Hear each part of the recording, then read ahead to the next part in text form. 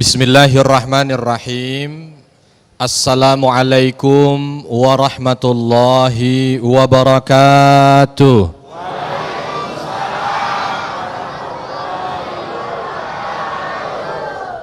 Innal hamdalillah nahmaduhu wa nasta'inuhu wa nastaghfiruh wa na'udzu billahi min sururi anfusina wa min sayyiati a'malina. May yahdillahu fala mudhillalah wa may yudlil fala hadiyalah. Asyhadu an la ilaha illallah wahdahu la syarikalah wa asyhadu anna Muhammadan abduhu wa rasuluhu la nabiyya ba'dah. Allahumma salli wa sallim wa barik ala nabiyyina Muhammadin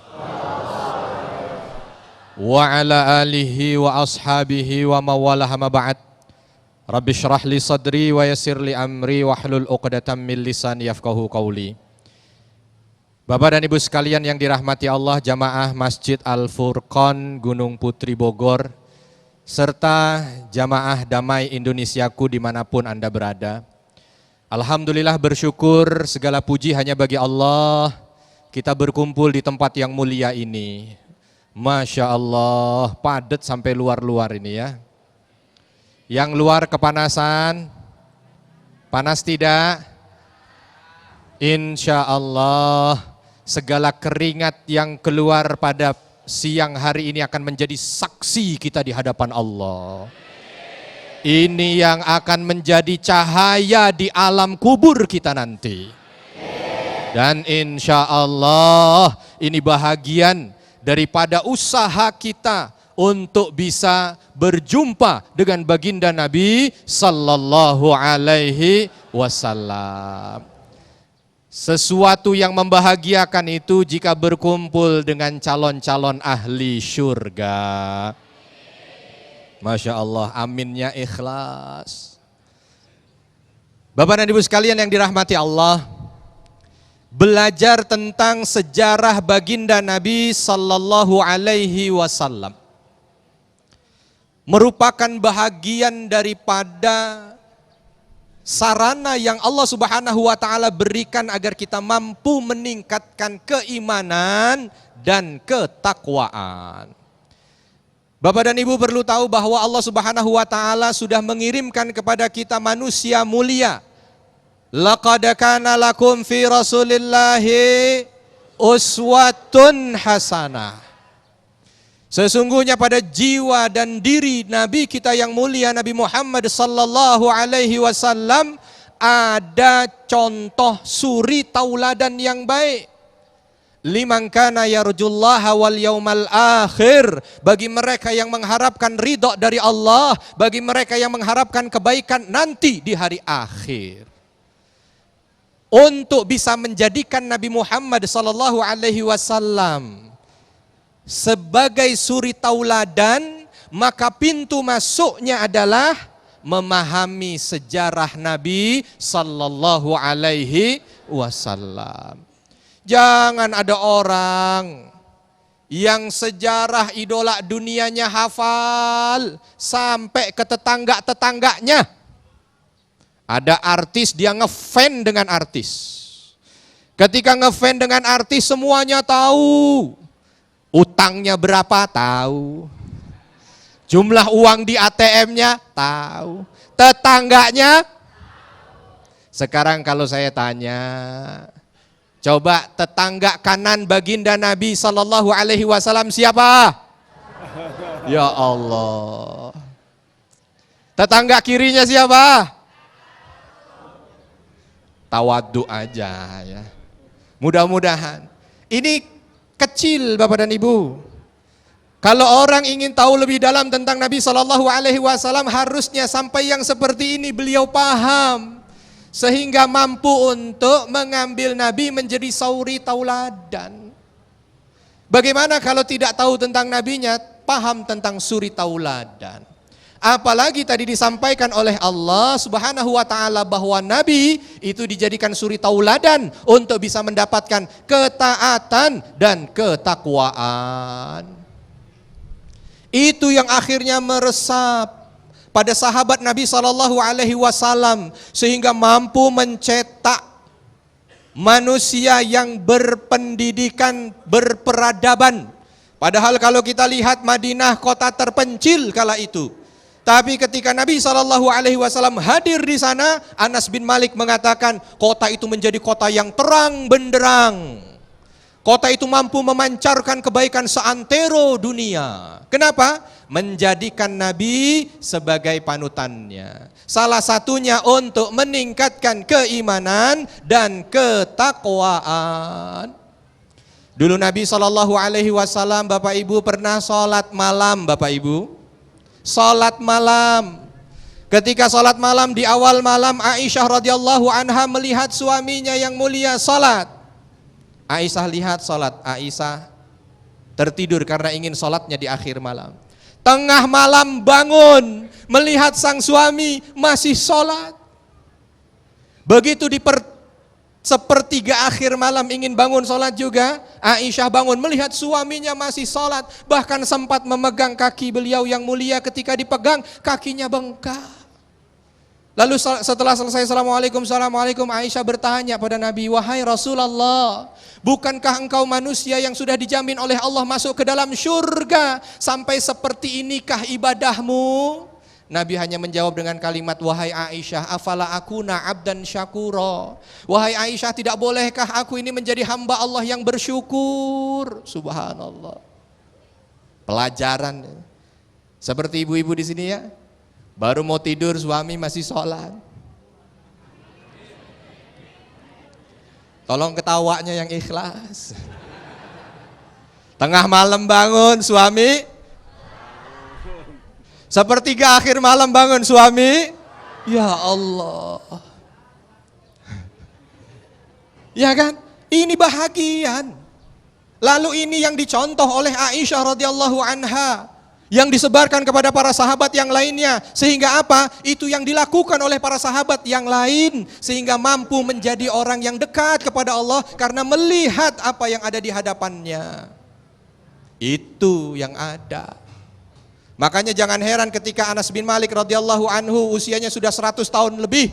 Beliau masih bisa loncat dari kuda turun ke bawah, naik lagi loncat. Ditanya apa itu rahasianya kok bisa seperti itu? Coba jawabannya Anas bin Malik, bukan karena makanannya yang banyak, bukan karena vitaminnya yang banyak. Karena beliau mengatakan, aku mengetahui bagaimana Nabi sholat malam, dan aku sholat malam seperti sholat malam Nabi sampai detik ini, sehingga Allah berikan kekuatan fisik pada diriku. Masya Allah.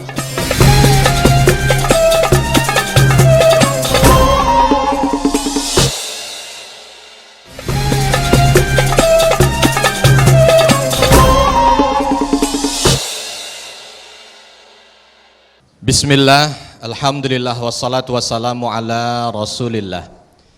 Bapak dan ibu sekalian yang dirahmati Allah, tadi kita bicara tentang bagaimana di saat seorang hamba mempelajari sirah Nabi SAW, sejarah Nabi SAW mampu meningkatkan keimanan dan ketakwaan. Karena terus terang iman dan takwa ini naik turun. Naiknya dengan taat, turunnya dengan maksiat, kata Nabi.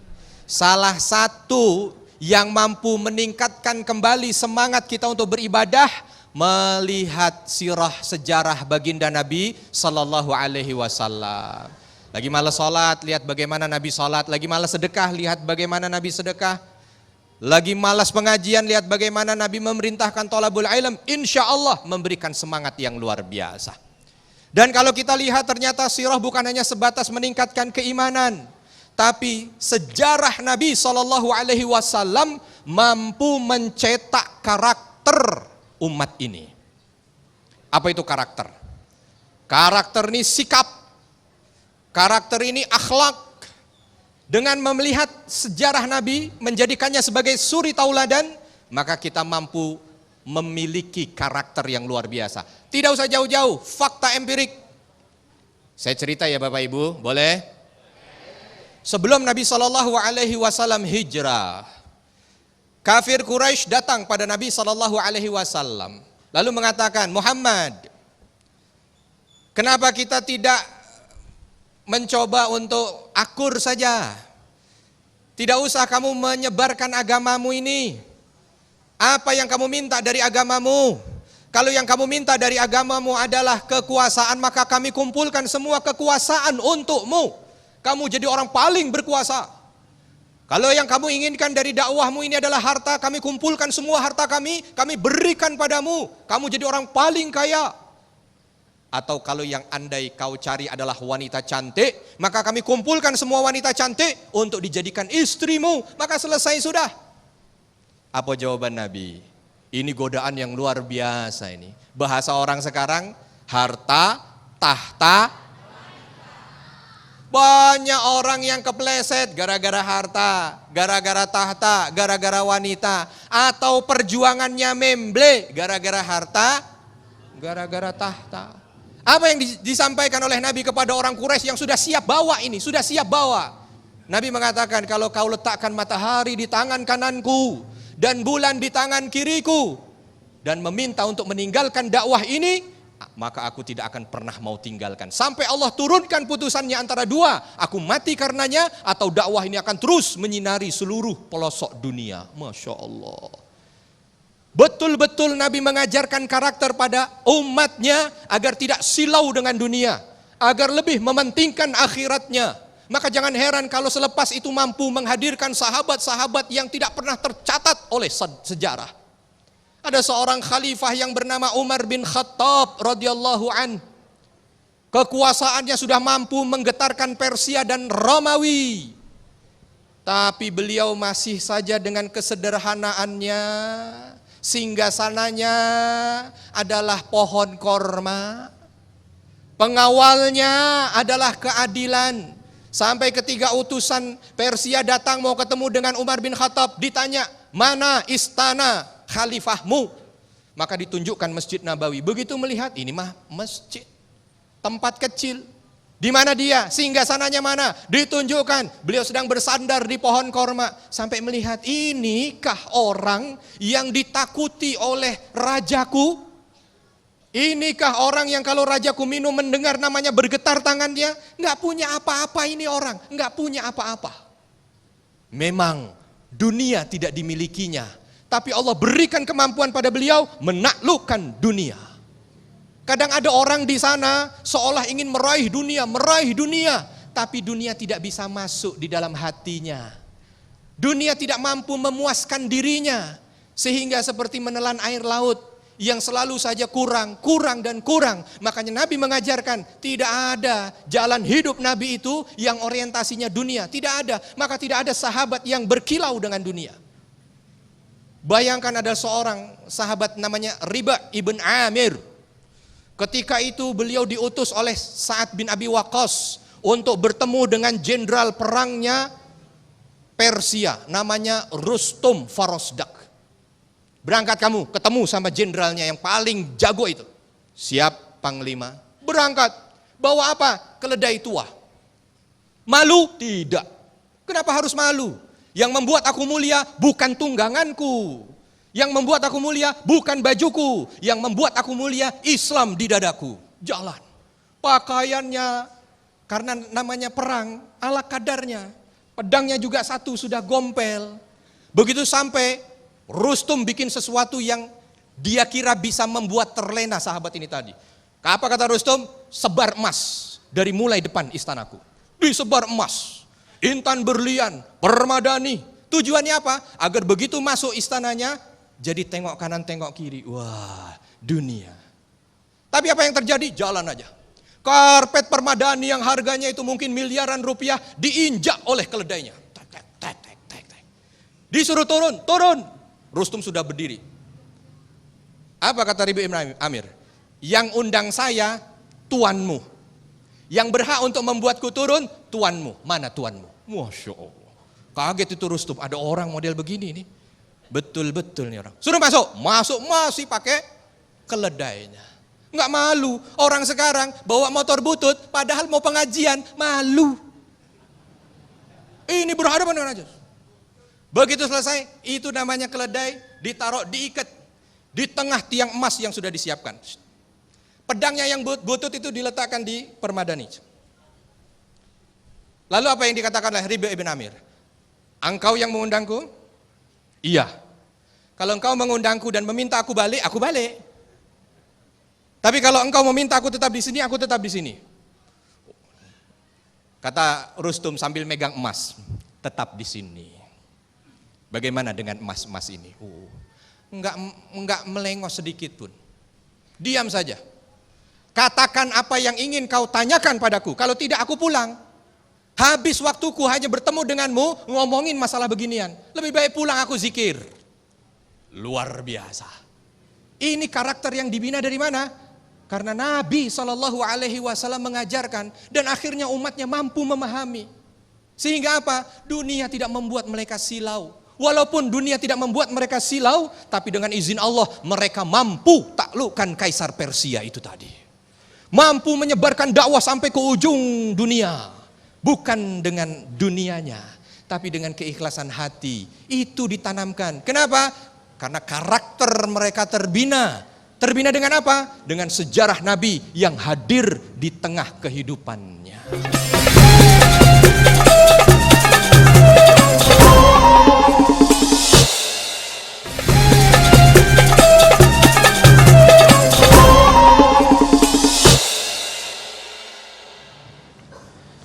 Bismillahirrahmanirrahim. Assalamualaikum warahmatullahi wabarakatuh.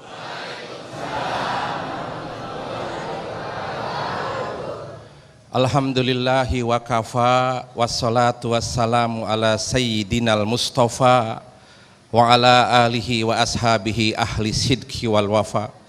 Ashhadu an la ilaha illallah wa ashhadu anna sayyidana Muhammadan abduhu wa rasuluh. Ayuhal hadirun, pemirsa dan manusiaku, TV yang dirahmati Allah dan para tetamu Allah. Semoga Allah berkahi kita semua. Cinta kepada Nabi itu adalah sebuah jalan fast track menuju Allah. Cinta itu adalah kendaraan supaya dia langsung ke Allah Subhanahu wa taala. Ada seorang sahabat Nabi bertanya kepada Nabi, diriwayatkan oleh Sayyidina Anas bin Malik. Sahabat itu bertanya kepada Kangjeng Nabi Muhammad SAW, ya Rasulullah, mata sa'ah, kapan kiamat itu datang? Nabi balik tanya kepada sahabat tadi, mada a'dadta laha, apakah engkau sudah siap tentang datangnya kiamat? Sahabat jawab kepada Kangjeng Nabi, saya tidak memiliki sholat, walaupun sholat hanya sedikit. Saya tidak memiliki puasa, puasa pun hanya sedikit. Saya tidak memiliki bacaan Quran, bacaan Quran pun sedikit. Tapi saya ini uhibbuka ya Rasulullah, aku cinta kepadamu ya Rasulullah. Sahabat bertanya, ya Rasulullah, bagaimana nasibku di akhirat nanti? Bunda, ayahanda, pemirsa dan pemirsaku TV One, punten, urang kupingkeun jawaban Nabi kepada sahabat. Nabi menjawab kepada sahabat tadi, anta ma'aman ahbabta fil jannah. Wahai sahabatku, jika engkau yang dicintai itu aku, maka engkau akan di surga berserta yang engkau cintai. Jadi cinta itu jalan fast track untuk sampai ke hadirat Allah Subhanahu wa taala. Kalau toh sekarang kita di dunia yang kita cintai itu adalah rumah, maka engkau pergi dengan rumahnya. Kalau yang engkau cintai itu adalah kendaraan, engkau pergi dengan kendaraannya, lama. Jadi sebuah anugerah ketika kita dianugerahi punya cinta kepada Kangjeng Nabi Muhammad. Sampai Allah memberikan pernyataan yang tegas di dalam Al-Quranul Karim. Qul, Muhammad, katakan kepada umatmu, in kuntum tuhibbunallaha fattabi'uni yuhibbukumullah. Jika engkau mau merapat kepadaku, jika engkau mau mencintaiku, kata Allah, ada pintu satu, datangin Rasulullah. Bunda, ayahanda, pemirsa dan pemirsaku yang dirahmati Allah, kita tidak bisa direct ke Allah, gak bisa direct. Kalau toh langsung, siapa kamu? Jangankan direct, punten sekali. Melihat makhluknya saja sudah tidak kuat. Mari kita lihat matahari, makhluk Allah. kita langsung melihat matahari 10 menit, kuat apa tidak? Itu baru makhluknya. Apalagi hadirat Allah Subhanahu wa taala. Cuman Allah nyiapkin kendaraan supaya engkau bisa sampai ke Allah, yaitu Rasulullah. Tadi guru kita Ustadz Arifin mengatakan, kalau mau mencintainya, bagaimana datang cinta tuh? Kalau tidak kenal karakternya. Kekasih itu akan nyambung dengan kekasihnya, akan connect. Kalau bahasa orang Sunda, menikat gereget eta kasepna, menikat kayung-yun akhlakna. Karena lihat akhlaknya hebat, budi pekertinya santun, bahasanya lembut, jadi bogoh dan jadi sono. Tetapi kalau karakternya kasar, bahasanya beringas, nggak bogoh atuh. Laras ente? Sunda ini teh. Tapi punten sekali. Yuk kita coba masuk, Kang Rasid. Adakah sifat Rasulullah yang bikin kita kasang seram supaya kita cinta kepada beliau? Nabi dikategorikan, Allah menyampaikan dalam satu firman-Nya, Bismillahirrahmanirrahim, wa ma arsalnaka illa rahmatan. Muhammad, aku tugaskan engkau hadir di muka bumi. Cuman satu misi Nabi itu, cuman satu misinya, yaitu rahmatan alamin, menebarkan kasih sayang. Jangan sampai ada cekcok dan permusuhan di muka bumi ini. Rahmatan lil alamin, bukan rahmatan lil muslimin. Untuk alam. Alam itu ada batu. Batu teh alam, tumbuhan alam, hewan alam, setan alam. Iya. Mari kita lihat, kok jadi nunjuk setan ke situ ya, punten. Saking cintanya, punten. Bukan cinta ke setan. Mari kita lihat satu saja. Ketika Nabi Muhammad SAW lewat di lorong kota Madinah, beliau mendengar seekor unta meringis kesakitan. Itu hati Nabi lembut sekali, sangat lembut sekali. Itu Nabi menghampiri unta dan diraba perutnya. Kenapa engkau wahai unta? Sampai Nabi paham bahasa makhluk. Dan kekasih Allah tidak hanya Nabi Sulaiman saja yang paham itu. Nabi paham. Kenapa engkau nangis wahai unta? Sampai dia datangin yang nunggu di situ. Man sayyidu hadal jamal. Siapa pemilik unta ini? Saya. Engkau jangan jadi setan kepada unta. Kasih dia makan, kasih dia minum. Inilah kasih sayang Rasulullah kepada hewan. Tengok kepada tumbuhan. Kita belum bicara kepada manusia, kepada tumbuhan. Waktu sedang khutbah di Masjid Nabawi, dia bersandar ke pohon kurma. Karena sudah banyak jamaahnya, beliau pakai mimbar. Ketika naik mimbar, ada yang menangis. Ternyata pohon yang menangis itu. Dia hampiri dan berjanji, wahai pohon kurma, engkau akan denganku nanti di yaumul qiyamah. Baru dia diam. Inilah rahmatan lil alamin. Baru itu rahmat kepada kebinatangan dan kepada tanaman. Sekejap lagi kita akan bicara kepada manusia.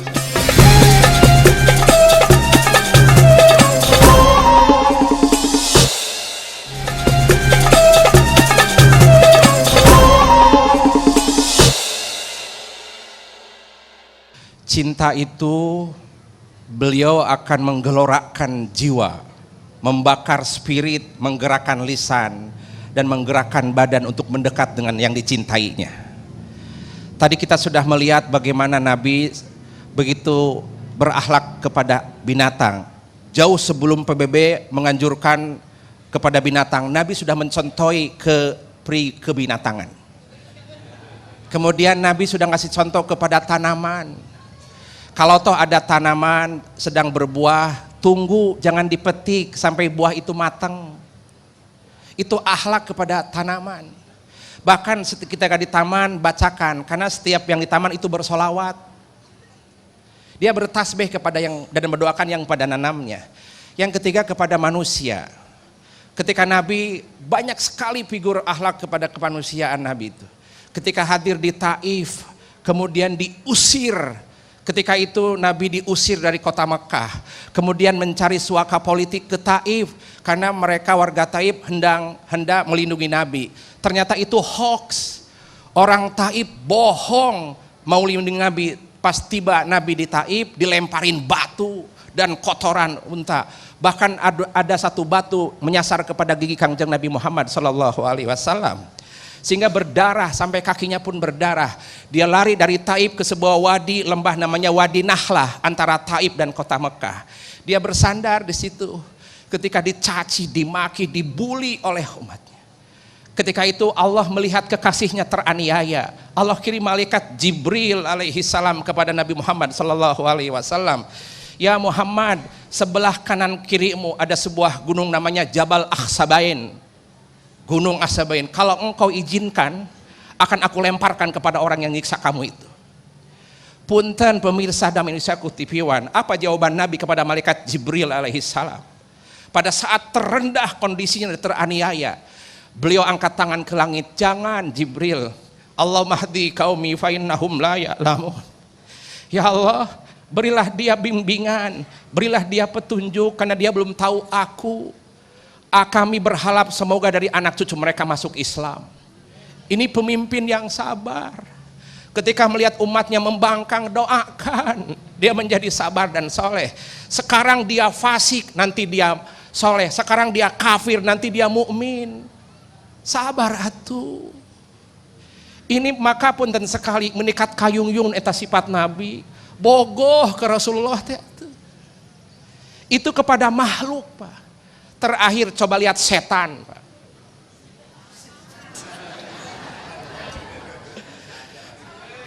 Mari kita lihat. Pemirsa hadirin rahmati Allah Subhanahu wa taala, itu setan ketika dikisahkan dalam satu hadis dalam sebuah kitab Jami'ul Kalim. Ada seorang waliullah menulis kitab namanya Ufukul Azamah, seorang Syekh Abdus Salam Al-Sita dari Iskandariah Mesir. Bikin sebuah kitab tentang sirah nabawiyah, Ufukul Azamah judulnya. Masalah fi maqamatil Muhammadiyah. Dibuka dalam satu bab diangkat hatta setan dia ketika di akhirat minta syafaat Nabi. Minta pertolongan Nabi. Apa kata-kata setan kepada Rasulullah sallallahu alaihi wasallam? Pakai shin, setan gitu. Ketika dia berkata kepada Nabi, Muhammad, aku mendengar bahwa engkau adalah Nabi yang diutus Allah untuk dunia, untuk alam. Bahwa engkau adalah rahmatan lil alamin. Aku bagian dari alam itu, wahai Muhammad. Tolong syafaati aku. Kata setan. Gitu ya. Punten, apa yang menjawab malaikat. Wahai setan, Allah sudah menghilangkan di hati Nabi. Ketika saat Nabi di Taif, waktu dengan Sayyidati Halimatus Sya'diyah. Ketika itu malaikat Jibril turun dari langit mencuci hati Nabi. Fi ina'idz dzahab, di sebuah mangkok dari emas isinya air jam-jam, menyuci hati Nabi. Karena Nabi sedang akan dipersiapkan nerima wahyu. Maka malaikat Jibril menyuci hatinya, dikeluarkan namanya alaqatun sauda. Alaqatun sauda adalah tempatnya setan di hati manusia. Oleh Nabi dikeluarkan perpisahan dengan setan. Kalau toh Nabi, karena Allah, itu sampai setan minta syafaat Nabi. Maka kita sebagai umatnya harus bangga. Jadi umat Nabi Muhammad sallallahu alaihi wasallam. Tadi Mas Agung highlight bahwa lantas Kang Rasid, kalau sudah cinta ini kemudian bergabung dengan kekasihnya, lantas apa hakikat hidup?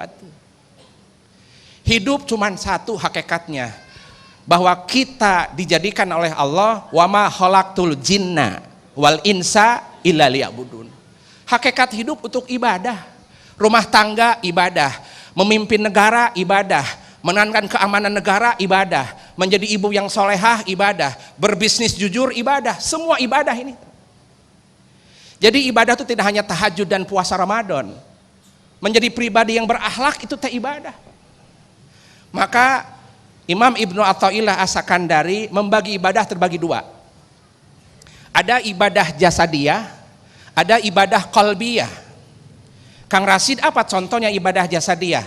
Ibadah yang dilakukan oleh jasad. Sholat, puasa, pergi haji. Sholat kan harus pakai jasad, tidak boleh ruhnya saja. Ruku, sujud, jasad bukan? Jasad. Lontar jamarot, lontar, pakai jasad tidak? Puasa pakai jasad tidak? Itu ibadah jasad.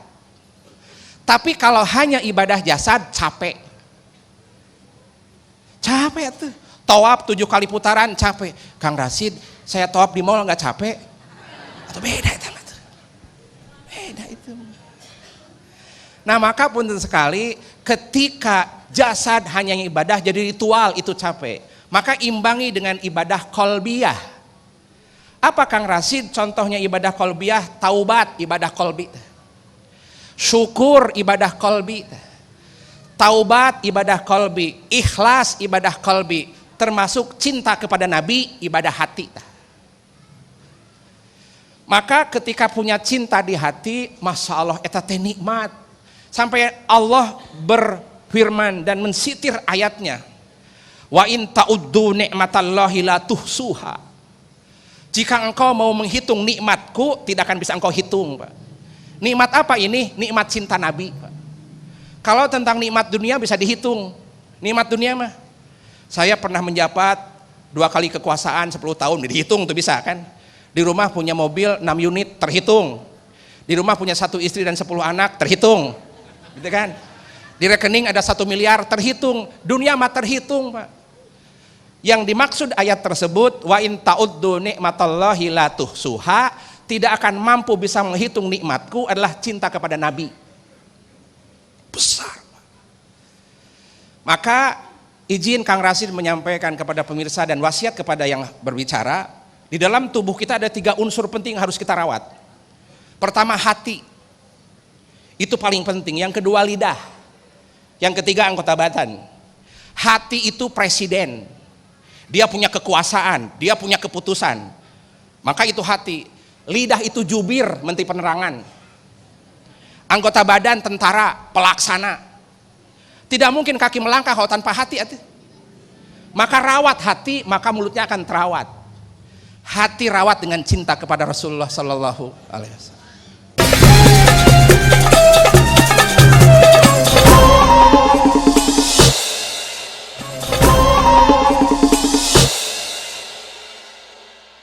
Telah terkumpul beberapa pertanyaan yang telah kami seleksi. Insya Allah dalam waktu yang singkat ini, guru-guru kita akan menjelaskan secara cepat dan tentu saja secara lengkap.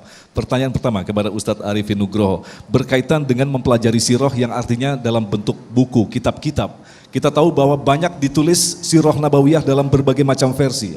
Ada yang novel, kemudian ada yang kritik sejarah. Lantas pertanyaannya, bagaimanakah kita memilih kitab yang benar untuk mempelajari sirah nabawiyah? Silakan. Okay. Baik, bismillah wassalatu wassalamu ala rasulillah. Bagaimana memilih kitab yang baik untuk belajar sirah? Kalau bapak-bapak ibu di sini senang baca tidak? Baca WA apa baca buku sejarah? Makanya belajar sirahnya dari WA gitu. Hati-hati ya. Ini salah satu tuh, salah satu.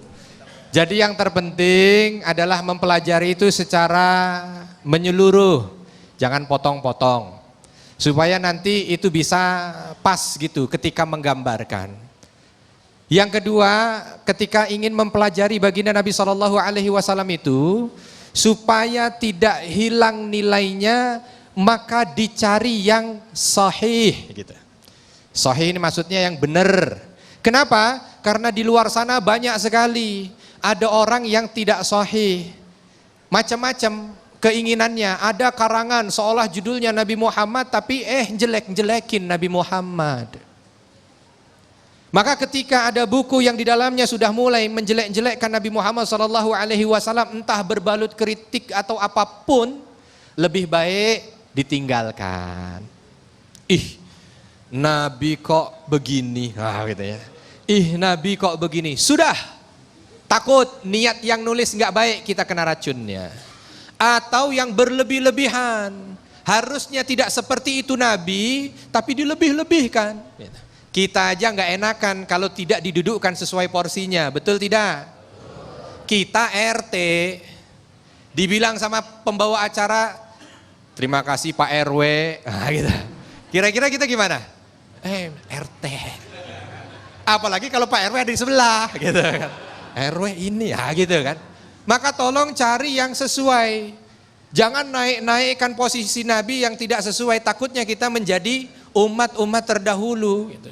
Maka kita lihat, boleh dalam bentuk apapun. Ada orang yang ketika belajar itu senangnya bentuknya novel. Novel itu cerita pada suatu hari, enak tuh begitu.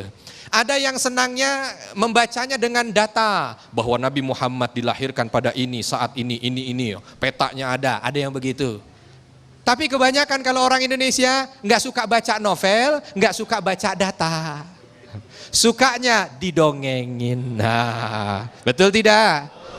Berarti ke pertanyaan berikutnya, bagaimana cara bisa mendapatkan pelajaran sirah dari mereka-mereka yang mampu mengajarkan pada kita dengan tepat dan baik.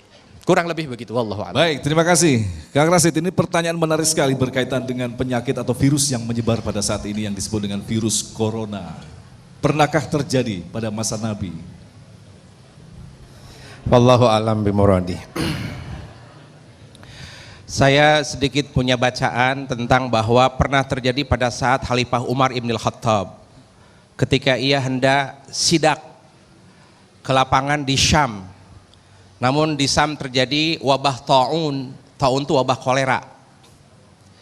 Ketika hendak menuju Syam, Syria, sehingga sebelum sampai di sebuah kota, ada menyampaikan pesan Rasulullah SAW, yaitu Sayyidina Abdurrahman bin Auf. Jika engkau di satu negara, di satu tempat ada sebuah wabah kolera, janganlah engkau masuk ke dalamnya. Kau kembali pulang ke kampungnya. Itu satu. Yang kedua, Nabi mengajarkan kepada kita kalau sedang ada wabah berdoa kepada Allah dan Rasulullah. Sambil juga ikhtiar pakai masker. Walaupun sekarang masker sudah mulai habis, Mas Agung, masker itu.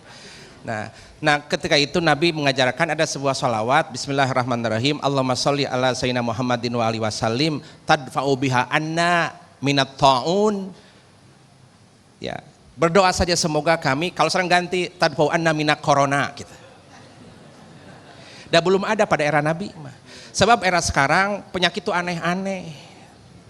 Ini kalau boleh kita introspeksi sedikit kepada penanya, bahwa di negara, di dunia ini tidak hilang dari kalau membuat sebab akan datang akibat. Kalau sebabnya halal, akibatnya halal. Kalau sebabnya haram, akibatnya haram. Sok atuh punten, kalau kita makan daging, badan jadi sehat. Makan daging sapi, makan daging ayam, badan jadi sehat. Makan ikan salmon atau tuna, badan jadi segar. Kalau makan kelawar dan tikus, badan jadi apa atuh? Kan Allah sudah nyampaikan melalui Rasulullah, Bismillahirrahmanirrahim, kulu mimma fil ardi halalan thayyiba. Dua syaratnya makan itu. Pertama halal, cara mencarinya. Yang kedua thayyiban, cara mengkonsumsinya. Kang Rasid, ada saya minum pelan-pelan, pakai ginger, pakai seloki. Baik sekali satu seloki kecil. Ternyata satu seloki caranya baik. Yang diminum vodka dan Jack Daniel, itu mah haram atuh. Maka punten sekali, itu sebuah akibat. Atuh punten, kalau berbuat maksiat ada akibat. Ada akibat. Contoh, sekarang punya syahwat. Syahwat ada dua, ada syahwat makan, ada syahwat seks. Kata ibunda, nak, kalau kamu suka lawan jenis, nanti mama carikan buat calon suamimu. Ini cara halal, nikah namanya. Kalau maksa melawan rambu-rambu, ketika dia nyari melampiaskan seks di luar nikah, dikirim virus namanya AIDS. Akibat AIDS tuh. Nah, kalau makan ayam saja atau ikan. Gak mau mah bikin kelelawar, sok atuh makan. Akibat corona terkirim. Lebih kembalikan kepada makanlah makanan yang halal dan minumlah minuman yang. Artinya sudah diciptakan pattern-pattern yang jelas yang tidak perlu dilanggar begitu Kang Rasid ya. Baik, kembali ke Ustadz Arifin. Mengapa pada masa kenabian umat-umat terdahulu merepresentasikan Tuhan dalam wujud patung atau berhala? Mengapa umat terdahulu, walaupun tidak semua, ada beberapa umat nabi-nabi terdahulu itu, mereka itu seolah membuat Tuhan dengan patung, ya. Dari zaman Nabi Nuh alaihi salam. Ada Yaguth dan lain sebagainya. Lalu kalau Nabi Shallallahu Alaihi Wasallam itu kita tahu bersama ada beberapa patung yang diletakkan di seputaran Ka'bah, walau memang jaraknya berjauhan, Latta, Uzza, Manat. Kalau kita lihat sebab musababnya apa? Apakah itu tiba-tiba ada begitu saja? Ada yang begitu. Tapi yang disampaikan oleh Allah Subhanahu wa taala dalam Al-Qur'an itu ada di antara patung-patung yang dibuat itu ternyata awalnya adalah orang-orang soleh. Orang soleh di masanya. Tapi orang soleh ini meninggal dunia. Ketika orang soleh ini meninggal dunia, masyarakat di situ merasa kehilangan. Karena kehilangan, maka kalau dulu bisa dekat dengan mereka, sekarang sudah tidak ada lagi. Mulailah mencoba untuk menghadirkan mereka. Dihadirkan mungkin dengan tulisan nama. Pertama masih betul. Lalu generasi ini hilang, nama tidak cukup dengan gambar. Generasi ini hilang, gambar tidak cukup dengan patung. Lama-lama karena ilmunya itu hilang sedikit demi sedikit, generasi yang sudah berikut-berikutnya itu menganggap bahwa inilah dulu yang disembah oleh para pendahulu. Maka itu mereka sembah. Itu yang mereka jadikan berhala. Maka kenapa Nabi Shallallahu Alaihi Wasallam melarang untuk menjadikan Nabi itu bahagian daripada patung. Dilarang bagi kita untuk menggambar Nabi. Supaya apa? Tidak jatuh pada posisi itu. Bayangkan kalau misalkan di rumah kita ada patungnya Nabi Muhammad Shallallahu Alaihi Wasallam. Gimana Pak? Mau lewat depan rumah nggak enak, gitu ya. Itu tadi. Maka rambunya dijaga. Awalnya begitu. Luar biasanya syaitan membisikkan pada telinga-telinga kita. Nah ini salah satu pentingnya mempelajari sejarah. Dari sejarah kita tahu sehingga kita dipagari. Walaupun ada yang lain. Contoh misalkan ya, mereka-mereka yang di zaman Nabi Ibrahim alaihi salam ketika berada di Haran. Itu umat di sana nyembahnya bintang. Tidak bikin patung bintang, tapi bintang mereka sembah. Ketika beliau ada di Ur, bapaknya Azar. Nabi Ibrahim alaihissalam punya bapak bikin patung. Bahkan kadang-kadang ada yang disesuaikan dengan pekerjaannya. Makanya Umar bin Khattab pernah tertawa ketika di hadapan Masjid Nabawi. Ditanya oleh para sahabatnya, kenapa engkau wahai Umar tertawa? Mengingat masa jahiliyahku dulu. Kenapa? Karena dulu di masa jahiliyah aku bikin patung dari roti. Dari roti dibikin patung. Begitu paceklik Mekah, lapar. Lapar banget ya, malam gak bisa tidur. Dipanggil istrinya, lapar nggak? Lapar. Mau makan? Mau. Dari mana? Matiin lampu. Matiin lampu. Ini ada roti di depan. Blok, blok, blok, blok. Begitu selesai dihidupkan lampu lagi dengan api, kaget istrinya. Oh, Tuhan kita makan. Gak apa-apa, tadi udah izin. Nanti kalau ada lagi kita buat lagi. Coba bayangkan. Ini luar biasanya gitu ya. Dan itu membuat Umar bin Khattab ketika paham tentang hidayah tersadarkan. Dari situ kita juga mencoba untuk belajar. Oh ternyata bahagian-bahagian yang dilakukan oleh mereka-mereka yang menyembah berhala pada masa itu menjadi bahagian pelajaran buat kita. Sehingga kita tidak terjebak pada hal yang tersebut. Hanya satu kalimat bagi kita, mengesahkan Allah Subhanahu wa ta'ala. Baik, kembali ke Kang Rashid. Bagaimanakah meneladani suri tauladan Nabi untuk menyikapi perbedaan yang seperti yang kita saksikan saat ini berujung pada pertikaian? Silakan Kang Rashid. Bismillahirrahmanirrahim. Mas Agung, tentang menyikapi perbedaan ini perlu kearifan yang tingkat tinggi dan perlu ketauhidan yang tingkat tinggi. Maka Nabi, bagaimana beliau mensyiarkan Al-Quran ke hati orang yang beriman itu pakai cinta. Punten sekali. Ketika musuh Nabi di kota Mekah namanya Walid bin Mughirah. Beliau punya anak namanya Khalid bin Walid. Kemudian istri paman beliau Abu Lahab, Hammalatal Hatab. Dia membawa duri tebarkan di depan rumah Nabi supaya Nabi terluka. Itu perbedaan antara adat istiadat dan perbedaan ketika itu beda agama. Namun menghadapi perbedaan ini memang perlu dengan kearifan yang sangat tinggi sekali. Contoh punten sekali.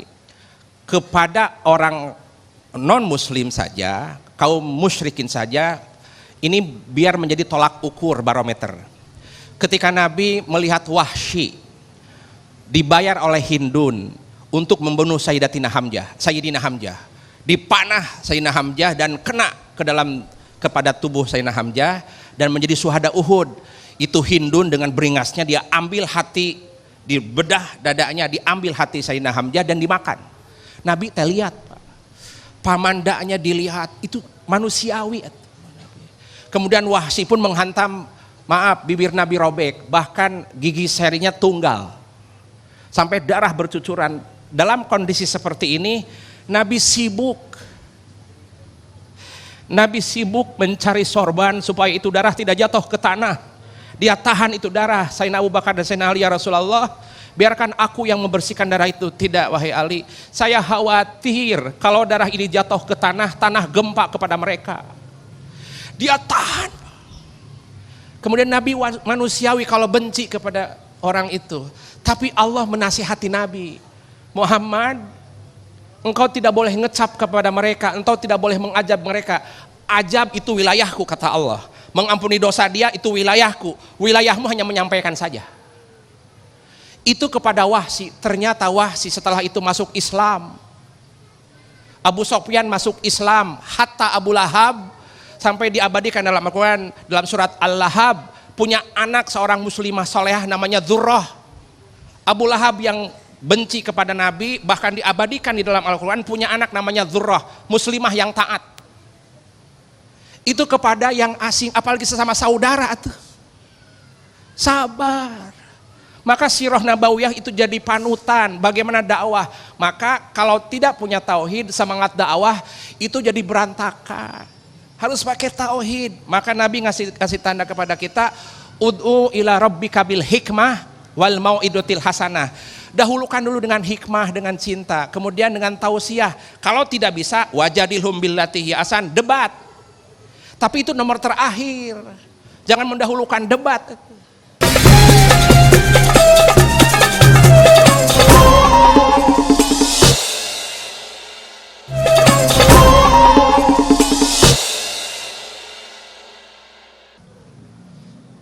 Bapak dan Ibu sekalian yang dirahmati Allah, Nabi SAW melalui hadis yang diriwayatkan dari Abu Hurairah radhiyallahu an pernah menyampaikan bahwa setiap nabi ada doa yang Allah berikan dan doa itu pasti dikabulkan. Dan Nabi mengatakan, aku menyimpan momen doa dikabulkan ini nanti di akhirat untuk umatku. Masya Allah. Nabi SAW bisa menyampaikan doa itu untuk dirinya ketika beliau ada di dunia. Beliau bisa menyampaikan doa itu kepada Allah untuk keluarganya agar hajatnya dipenuhi ketika beliau di dunia. Tapi ternyata itu tidak dilakukan oleh beliau. Beliau katakan, aku simpan doa mustajabah ini nanti untuk menyelamatkan umat-umatku agar mereka masuk ke dalam surga. Masya Allah. Maka dari itu, dengan cinta Nabi yang luar biasa seperti itu, jangan biarkan cinta ini bertepuk sebelah tangan. Allah masih beri kesempatan hidup kepada kita. Pupuk cinta itu dengan apa? Dengan lebih dalam mengetahui tentang siapa baginda Nabi SAW. Mohon maaf Bapak Ibu, kalau ada orang datang yang kita tidak kenal tiba-tiba datang ke kita, Pak, Bu, saya sudah bikinkan satu buku berisi biodata Bapak atau Ibu. Silahkan baca dan kita lihat semuanya benar. Ya Allah, alangkah bahagianya kita dan senangnya kita dengan orang itu. Padahal kita tidak kenal dengan dia. Lalu bagaimana ketika nanti di Haud, di Al-Kautsar, di telaga Nabi SAW, ketika kita datang kepada Nabi, ya Rasulullah, aku umatmu yang mencintaimu ya Rasulullah. Lalu tahu bahwa kita termasuk hambanya, kita termasuk umatnya yang dalam sisa hidup kita terus dekat kepada Nabi melalui sirahnya. Nabi datang kepada kita dengan tersenyum dan Nabi mengajak kita untuk masuk ke dalam surga secara bersama. Masya Allah. Alhamdulillahirrabbilalamin. Mari kita alangkah indahnya tutup dengan doa bersama-sama. Semoga melalui baca sholawat kepada Kangjeng Nabi, doa kita dikabulkan kepada Allah Subhanahu wa Ta'ala. Bismillahirrahmanirrahim. Alhamdulillahirrabbilalamin. Allahumma ja'al ayyamina ayyami Rasulillah. Ya Allah, jadikanlah hari-hari kami beserta Rasulullah. Allahumma ja'al layalina layali Rasulillah. Ya Allah, jadikanlah malam hari kami beserta Rasulullah. Allah maj'al majalisana majalisa Rasulullah. Ya Allah, jadikanlah majlisnya damai isaku majlisnya Rasulullah sallallahu alaihi wasallam. Allah memla qulubina bihubbi Rasulillah. Ya Allah, penuhilah hati-hati bangsa kami, penuhilah hati-hati para pemimpin kami, penuhilah hati-hati warga-warga saudara-saudara kami Indonesia dengan cinta kepada Nabi Muhammad sallallahu alaihi wasallam. Allah masrah suduruna bi ulumi Rasulillah. Ya Allah, lapangkanlah dada kami, lapangkanlah jiwa kami dengan ilmunya Rasulullah sallallahu alaihi wasallam. Allahumma altik alsinatana bi salati al Nabi Muhammad sallallahu alaihi wasallam. Ya Allah, biasakanlah lidah ini mengucapkan salawat kepada Kangjeng Nabi Muhammad sallallahu alaihi wasallam. Allahumma sholli ala sayyidina Muhammadin wa alihi wasallam. Rabbana la tuzigh qulubana ba'da id hadaitana. Ya Allah, jangan engkau ragukan hati ini yang telah mendapatkan siraman cintanya kepada Rasulullah ini. Jangan engkau ragukan kami Muhammad sallallahu alaihi wasallam. Rabbana atina fid dunya hasanah wa fil akhirati hasanah wa qina adzabannar. Subhana rabbika rabbil izzati amma yasifun wa ufawwidu amri. Titip ya Allah negeri ini, negara Kesatuan Republik Indonesia, untuk mencintai Rasulullah sallallahu alaihi wasallam. Subhana rabbika rabbil izzati amma yasifun wa salamun alal mursalin walhamdulillahi rabbil alamin. Wa bisirril Fatihah.